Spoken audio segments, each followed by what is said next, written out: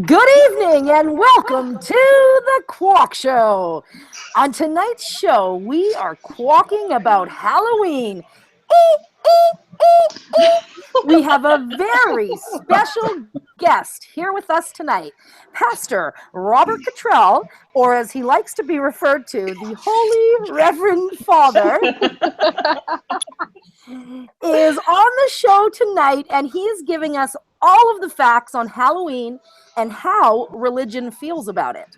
We are going to talk about the origin of this mostly North American holiday, and we are going to tie it all together when we reflect on the real horror in this world from an LGBTQ standpoint, which is many times parents who won't accept their LGBTQ children, and this Holy Reverend Father who does. Welcome to the show, everyone. Thanks for being here tonight. We've got Stephanie, Hallie, Amanda, and Carol in the house. I had no idea it was you, Carol. It's such a good disguise. I know. It's so tricky, right? Before I go any further, Robert, I wanted you to just plug your freedhearts.org and tell everybody a little bit about your organization and what you're trying to do. Well, sure. Now that you've used the word pastor and triggered everybody's mood, Exactly. let me tell you what I do. This is a perfect time to get people to go there. Yeah. Yeah. We have 5 kids. Our oldest daughter came out 6 years ago.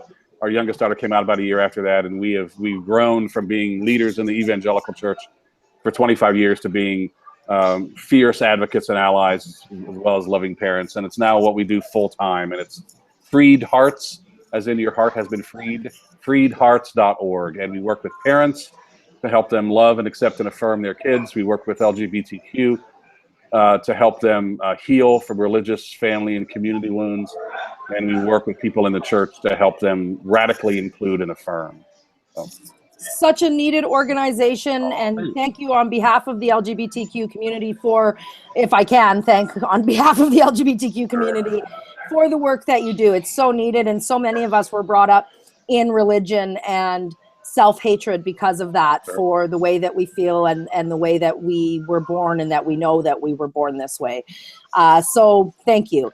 Our exclusive Qualky Talkie members are in for some real fun or some scares in the second half hour. We're going to stay with our Halloween theme, and we are telling ghost stories. Do you have a ghost story at home that you want to share with us? We have some doozies, and we are going to be telling them all in the second half hour, so you're not going to want to miss that part of the show in the Qualky Talkie area. Hallie, how do people sign up if they haven't done so already? How you are going to sign up is you are going to go to our Facebook page, The Qualk Show. We are on all social media as The Qualk Show. And on our Facebook page, there is amazing step-by-step instructions of how to do it on our webpage. I'm not going to walk you through it because Carol has done it. Not how to do it on our webpage. Just you have to be careful. You have to be careful with our viewers here. It is a rowdy bunch. We are a very rowdy bunch. Yes, how to sign up to become a Qualky Talkie. It's free right now, so you better sign up. Do it now. Do it now, quickly. This is not going to be on sale forever. Mama's got to pay some bills. Oh, Lord. Really, on this show, Hallie? God. Yeah, exactly. That reminds me of church. It took 4 minutes to get to the money, just like church. Yep. All right, let's get rolling with hot flashes. The farther we've gotten from the magic and mystery of our past, the more we've come to need Halloween, is a quote that I found the other day. And I'm wondering, is Halloween just a day for people to dress up? Or does it represent our society's growing belief in the thin veil between this plane and others? Maybe, well, you know what? I'm going to start with Pastor because of his look.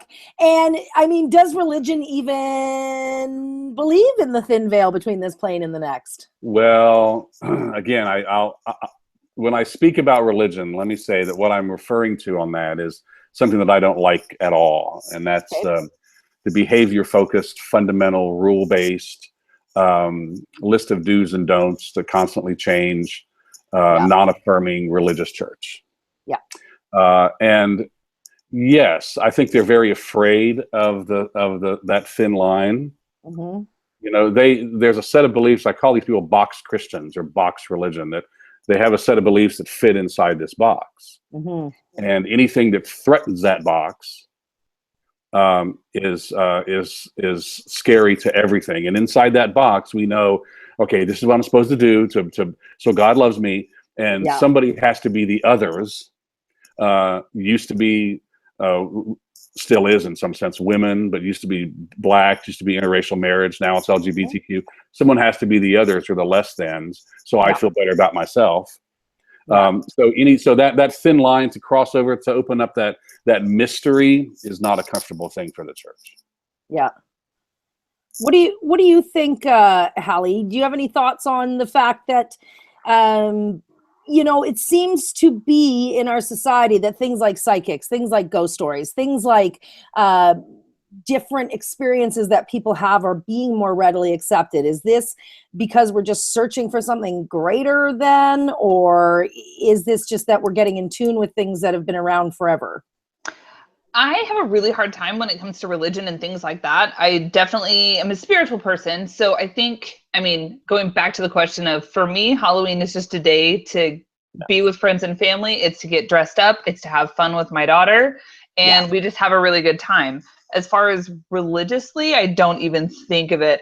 Honestly, even when it comes to, the actual religious holidays, Easter, Christmas, it's always, for us, just been about family time and spending time together. And yeah, that's where religion has kind of been. It's been a hard place in my life. Yeah, certainly. Interesting. I know that some of you are going to find this really hard to believe if you've seen any of my pictures or live feeds, but I like to eat a lot of candy. And I like to get my candy.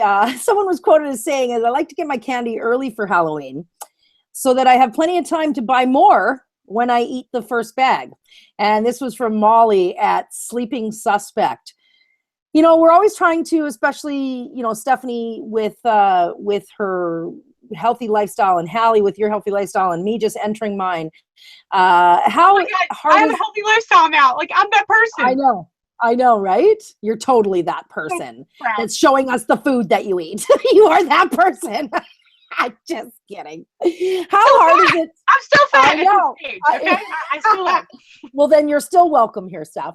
How hard is it to maintain a healthy lifestyle when we are buying bags of candy to hand out to the little ones, and our own kids are bringing loads of candy home with them? Oh, I'm going to jump in on this one real quick. First of all, I only buy Halloween candy that I hate. Ooh. So I won't buy the candy that I like, because I will eat it. Second what do you hate? I want to know what you're buying that you hate. It's just, I actually will eat. I hate Whoppers. Can't stand Really? them. Yeah, I can't stand them. My grandma used to always keep Whoppers. Yum, yum. Yeah, no, I can't do Whoppers. I can't do any of the, not Snickers, not Reese's, not, those really good, rich, amazing things. I just won't buy them. And then Casey gets to keep her candy locked away because A, we have animals, B, we have an ant problem, and C, I need to have it kept away. And I also will let her kind of binge on it for a couple days, like let her eat as much as she wants, brush her teeth, and then we throw it away. Oh, you throw all the rest away? Yeah, we throw it away. If you were my neighbor, I'd be going through your garbage every Halloween. Our dentist said that's the best for their teeth. That's the best thing to do. Let them binge on it, eat all they want in one day, then brush all the sugars off, and you're done. As opposed She's like, I only have one day. She's like literally shoving them in her ears and up her nose. Mommy's gonna take it away tomorrow. Exactly. Amanda, what do you do? What do you do? Because you have multiple kids. Like, how do you handle that with the different age groups? Amanda? I'll be right here. Yeah. You're muted, buddy. There she goes. And I still can't hear you. I let them go. There you go. And get candy, but I let them have 5 pieces of candy. I let per day or like per Halloween? No, just that's it. Pick out 5 of your favorites, and then the rest we put in the freezer, and we use it for making gingerbread houses. So they get 5 mini chocolate bars, and that's No, but they don't get that. They can't have it, Carol, because they have allergies. Oh. So they only get like suckers and that sort of stuff. So, yeah. And like just to throw it in, like Halloween was started as a Celtic holiday. Yeah. It wasn't even religious related. And Oh, they well, did I like don't- bonfires and then they dressed up in costume to like scare the ghosts away. But I didn't know if you guys knew that. If not, there's your little history lesson. No, I love it. We're totally going to get into that a little bit more during it. And I was actually brought up, as I mentioned, by English parents, and they don't have trick-or-treating in England. Their class system considers that going begging door to door. They do not do it. My mom hated Halloween so much. She took us, but she didn't like it. We have no problem asking for free stuff in America. I know, exactly. We'll knock on every door. Well, I have true confessions. You all make me feel really guilty because as parents, I don't recall putting any restrictions on my kids for the amount of candy they could have. Oh, good Lord. I didn't either, really. I mean, we kept it in our room and stuff, and she would kind of half monitor it, but that's about it. I do know that recently, one of the schools that our kids went to, they started making where the day after trick or treat, there was no class because the teachers couldn't handle the sugar, the highs and lows. No kidding. Yeah. There's a dentist in our area that'll buy it's $1 per pound. He'll buy it back from you. Wow. He weighs 475 pounds. It's a cheap way to get Exactly. Yeah, what a brilliant. I am totally going to start that. I'm going to add in the paper tomorrow. If you want to get rid of your Halloween candy. $1 Oh, man. What about you, Steph? You're trying to be healthy. What are you going to do this year different than maybe you've done in the past? So as part of this journey, I started a private group that is launching tomorrow to try to help me with the fact that I'm completely emotionally distraught that I can't eat my daughter's candy. I don't know what to do because my entire life, my food addiction has been surrounded around this holiday. Yeah. Issues. This holiday and my is daughter, one of the reasons I had children. Well, and you know what? Enjoy that. Because now I'm on my 4th one. And so I know that if I eat it the way I did, she's watching this time. And my daughter already is and shoveling it and sneaking it. So, yeah, probably take the 5-piece rule, just this time and see what happens. It's not a bad rule, actually. I don't know if I could restrict 5 pieces per Halloween. That's pretty strict. But I mean, she's 4, so maybe at 4 we better. Yeah. I'm also going to say that Adria called you guys out in chat, and you didn't buy candy. They bought notepads, pencils, and glow sticks. You're in that house. You're in that house. Now, last year we did glow sticks. I love it. Nina Viscarando, sorry, Nina, I probably just slaughtered your name, wrote, if you're in Alabama, don't dress up as a nun, priest, or rabbi for Halloween. Impersonating a minister of religion is punishable by fine or jail. And what I was wondering about was, how does the church feel about people dressing up as members of religion? For example, we've had all the outcries over the last few years about Native American costumes, even geisha costumes, things of that nature. We're not even supposed to be wearing that. So what about nuns and pastors and all that stuff? Yeah, they need all the free marketing they can get. So I don't know what the problem is. Yeah, I think people impersonating pastors might happen every Sunday morning. Yo, boom! But I actually never heard. Pastor Cottrell just dropped the mic, everybody. Exactly. I've seen a lot never of them heard during any- this election, that's for sure. Yeah. Yes, indeed. But I never heard any issues. The issues that the church always has is with the evil stuff. It's funny. We talked about this earlier, I think, but they don't. For some reason, they consider Halloween evil, but they don't consider kicking your child out of your home because they're gay evil. That's just interesting. Right. Interesting priorities there. 100%. Let's get into that. Halloween seems to be a holiday that people either love or hate. Some bask in the magic of the day and the fun of dressing up, while others consider it a form of begging, as well as a risk getting candy from strangers. We want to talk about all of this, as well as where the church stands on the subject of this holiday. And Amanda touched on that a little bit with the background of that. Then we want to move on to the fact that Halloween has nothing, absolutely nothing on the horror that is parents who abandon their kids in the name of religion. So let's start talking about this. Amanda, you touched a little bit on it. Do you want to add anything to, the history of how Halloween got started from what you've read? And this is actually something new for me, actually, because my kids have asked for years what the history was behind it, and I was like, I have no idea. And you just dress up and get free candy.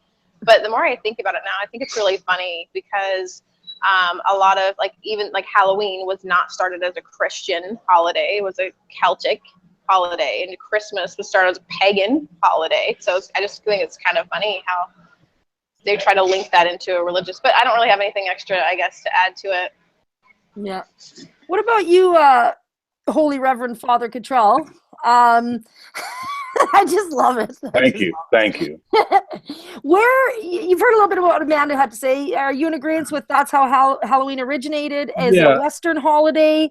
How does the church work around the hypocrisy of allowing not only the Halloween holiday, but sin on all levels, but not their hard line on homosexuality? How does the church deal? How does the church deal with hypocrisy? Okay, we're going to be until about 1 a.m. this morning. I don't think the church ever viewed Halloween as a religious holiday. I think it was just it's a way to, I remember being told when we were early in the church that don't let your kids watch Harry Potter or read Harry Potter. Yeah. And it's just silly. It's just silly when you have 3 times divorced pastor or an obese pastor or a gossipy church leader or whatever you want to say, calling other people out on their quote sins. It's just silly. And we should remember too that the church used to consider left-handed people demon possessed. So and it used to consider, like I said, women as unworthy, blacks as subhuman. So the church's opinion on things that happen in the world aren't necessarily reliable. And so I just think it's a way for the church to stand against. It's like the it's like the Target boycott for the transgender bathroom issues. It's a rallying cry. It's a way to get people riled up. And again, somebody has to be the others. Yes. And that's how the church primarily feels better. And there's this thing where you see every Christmas time, you'll see it again, put the Christ back in Christmas. I think the issue needs to be put the Christ back in Christianity, more than worrying about that kind of thing. But it's just silly. And it's a church that's focused on do's and don'ts, and a church that's focused on behavior and rules instead of on relationship and community. And that's really the big problem. Yeah. And, it's really supposed to be, I forget the origin and all that stuff, but in today's day and age, it's just a fun time to, Absolutely. Like Hallie said earlier, be with your family, dress up, be silly. That was always part of my issue with the church growing up, because that was long before I had come out as a lesbian. But my whole disillusionment with it started younger by watching. My mother was a Lutheran and a Lutheran in a Christian school, a principal in a Lutheran school. And some of the things, the fact that women weren't allowed to read scripture from the pulpit, and where this was in the 90s, and other things. The one thing that really stood out to me is actually about Christmas instead of Halloween, but she had decorated her classroom door, wrapped it like a present basically, and it happened to be Santa paper. That did not go over well. Because to her it was just, she's all about the kids. She taught grade 2-3 split. Exactly. And she literally got hauled into the office and written up for basically her non-Christian ways. And you've never met someone who's more devoted. So, that's some of my disillusionment with it. Well, yeah. And if I don't like religion. I don't like organized religion. I don't like what this become. Jesus was an incredible guy, and he gave an example of of how to live, how to love, who to love. I think if Jesus came back today, he would absolutely go trick-or-treating, and he would go as himself. What a great costume. What a way to mess it. Yeah. You know? But the He church could also go as any 80s rocker, really. That's right. Yeah, that's like right. he has a lot of options. That's right. But to worry about this kind of thing instead of how our kids interact with someone who's different in some way, either by gender or by race or by background or by a belief system, it's all backwards, and they're missing the very heart of God. And when I say God, I'm not God. He, she, they, it. Yeah. You're, God. And it's just missing. It's missing the point to me, and it's getting sillier all the time. I didn't see it for 20 plus years. I was inside that box, and when you're inside the box and you look around, everybody believes the same thing. Well, we all can't be wrong. But once you open that box, once I opened my box of evangelical Christianity, everything changed, and now I can't believe how blind I was for so long. Well, and the interesting thing when you talk about the box and when everybody's inside the box, they're all in there together. And this is one of my arguments with my mother when I decide to take her on some subject, which isn't very often because we try to remain peaceful. But, even in North America, you've got the Lutherans, the Catholics, the Pentecostal, the Alliance, you've got all these different denominations that all believe that they're teaching the truth. And then that's just in the North American, and then you've got the Muslims and the Buddhists, and so like they all believe that they're the truth and the light, and everybody else is going to hell. So like, how is it? Is everybody going, or are we all okay? I think we're all okay. But one of my favorite passages from the Bible says that the enemy, and again that's Christianese. I'm just gonna, because it says that, it says the enemy comes against the simplicity that is life in Jesus. It was supposed to be simple. Jesus said, love God, love others. Just love God, love others. Don't worry about anything else. But we're worrying about Harry Potter and about Halloween and about Santa Claus. And man, that's just missing the mark. Yeah. I could pick your brain about so much to do with this, because as we're sitting here, I've got a million questions running through my head. Well, if the show needs an official Holy Reverend Father, I'm happy to do it anytime. You're we will definitely be exploring this subject in further seasons, so we definitely will.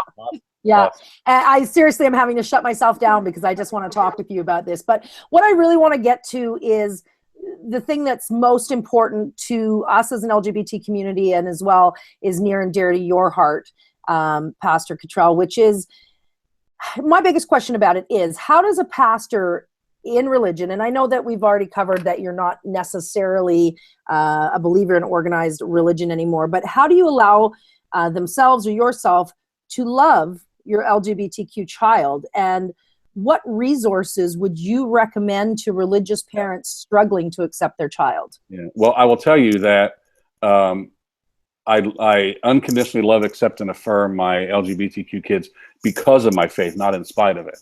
Mm-hmm. Well said. And you have to go back to the simplicity of what Jesus taught, how Jesus loved, who Jesus loved, and that he said, if you love God and love others as you want to be, as you want to be loved, everything else you're concerned about, the law, whatever rules there are or are not, everything will fall under that. And we are called to unconditionally love and radically include, as we have been unconditionally loved and radically included. So when my daughter came out, I had my love for my daughter, and I had my faith, and those things were never in conflict. But when she came out, all of a sudden there's this conflict, and I couldn't understand that. A lot of parents at that point go, too much pressure from the church. I don't get it. God's going to be mad at me. I'm going to kick my child out.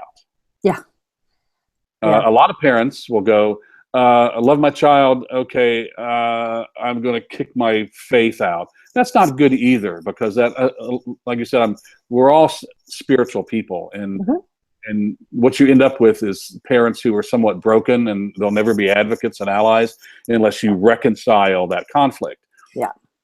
So when I went down that journey, I discovered that the Bible does not say what I thought it said. It does not mean what I was taught that it meant. There is no condemnation for consensual, loving, same-sex relationships in Scripture. It does not talk about what so where do the other pastors find their hate speech and how do they reconcile that when you're all reading the same Bible? And that's the one thing that I have a hard note. Now, I will say I am not religiously versed at all. My stepmom is Catholic, so I will learn different things here and there. But for the most part, like, I don't know religion, so I won't speak too much. But I've always wondered, like, there's 87 freaking versions of that book. Like, how can you say this is the one when there's like 6 other versions? Well, and my thing with that is always too, what I like to is 80% of the population is tattooed nowadays. If you want to take one passage from the Bible, then you have to take them all. And you cannot a drinker, a smoker, tattooed. You cannot wearing synthetic blend football with a pigskin if you're reading the So mixed fabric. But again, all these verses, they have a context, and when you go back and you learn about original language and you learn about the context of what was written there, you realize it's not talking about same-sex loving relationships. Those 6 verses, count them, 6, are taught, and only one about lesbians. So we can do whatever we want. Yeah, that's right. You guys are 2 guys that have to be. Okay, isn't that in the Old Testament though? With us. Well, some are old. Some are old, some are new, but I don't even buy into the premise that the Bible says having a tattoo is a sin, so it says homosexuality is a sin necessarily. It never says homosexuality is a sin. It's talking about idol worship, excess lust, gang rape of angels, temple prostitutes, abusive relationships with boys, all kinds of things. It's not talking about any of you. Any of you. But okay, so I want to interrupt really quick if I can. Sure. So I think it was in the Old Testament that they talk about, a man laying with another man. But also, isn't it listed in one of the abominations? Well, no. Some of that man as laying with a man as with a woman talks about men not becoming the property of another man. This is a whole nother show on its own, and I'd be happy to do that if you want. We totally would like to have you back for that. We can unclobber the clobber passages, but the freedhearts.org, shameless plug, freedhearts.org website, under the resource section has a whole lot of great information on those passages right there. But they don't mean what you think they mean. No. Just to say really quickly, I want you all to know, sure. Of the YouTube channel. So they can access your website through the description of this YouTube broadcast. Great. And for parents, we actually just started something really cool, is that we just launched video courses for parents, which is conference length, 12-session video courses that parents can watch. They'll walk through all these issues, walk through all the Bible passages, all the core issues, all the common arguments. And we're just about to launch one for LGBTQI. I added the intersex there. Sorry. I just put it with Q because I can't. I don't have the energy to say every letter as we go down. I usually do until Susan met an intersex person, and that just moved our heart to add that. But to help LGBTQ heal from those wounds, the religious wounds, the family wounds. I was talking with a 75-year-old man recently, a strong gay man, successful relationship for 50 years, successful guy. And late at night, he said to me, sometimes late at night when it's just me, I still wonder, does God really hate me? Yeah. And that's not right. You all should never wonder that. And I want to tell you, speaking on behalf of God, as pastors do, right or wrong, there's nothing wrong with you. You're not broken. You're perfect. I think that people need to hear that because I want to ask him something really quick, if I can. Super quick. Okay, then what is with the scripture Leviticus 20:13?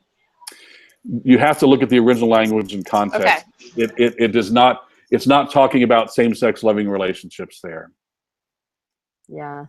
Okay. I don't think that same-sex loving relations were something that was even broached upon back then. Well, that's was a whole other thing. Yeah. if I could click off for the screen, but I think we're out of time too. But Amanda, I would love to share that with you if you want. We can talk privately or just Yeah, that would be great. I know that it sounds like you definitely have some questions, Amanda. But actually, go to the website, and one of the first listings on the resource section says the Old Testament passages, and it'll tell you what that Leviticus passage actually means. It's too complex to go through it here. Yeah. Let's wrap this up today, Holy Reverend Father, with what if you had one sentence and one chance to make some sort of impact on a Christian parent who is struggling with their child being gay, in one sentence or one paragraph, what would you say? I would say to err on the side of love, unconditional love. You'll never regret loving your child too much, and let the answers come as they come. 25% of all LGBTQ homeless youth become homeless the same day they come out to their Christian parents. 35% are approached by a sex trafficker within 48 hours. 70% attempt suicide. It's a fragile time. If your child has been brave enough to come out to you, it's a fragile, vulnerable time. Err on the side of love, unconditional love and acceptance and affirmation. Let the answers come. I love it. So if people need to get a hold of you, they'll get a hold of you at freedhearts.org or freedheartsonline.org. Are those your only two emails, or is there anything else that you would want to share? All the contact information is on freedhearts.org. Freedheartsonline.org is specifically the website for the video courses. Perfect. I want to thank you so much for being on the show tonight, Pastor Cottrell. He doesn't even really like being called pastor because he's so for the people instead of maybe for organized religion at this point. But I want to thank you so much for being on the show. We've wanted to have you on for a very long time. You're active in our chat rooms and our social media. And I personally have talked to people who know who you are and know your wife and the help that you've given to them. So please know that you do make a difference. And thank you. If you're having fun, if you guys are having fun, we're going to move away from religion a little bit, and we are going to move into ghost stories on the second half because it is our Halloween special. So you're going to want to make sure that you are an exclusive Qualky Talkie member, and we will see you on the other side for candid conversation and ghost stories. You're not going to want to miss this scary and creepy half hour. If you're leaving us, make sure you tune in next week. I'm Blank and Hallie. What are we talking about next week? You know everything. It's about entrepreneurship. Entrepreneurship. I was like, boom. Stuff's like, ask me. Yes. We are going to be talking entrepreneurship. We're going to be talking with entrepreneurs. We're going to be talking LGBT. Yes. Exactly. And if you want to stay, if you want to have some fun, grab your coffees, grab your cocktails, and meet us on the second half of the show. Thanks for quacking with us today, and we'll see you next time, everybody. Bye.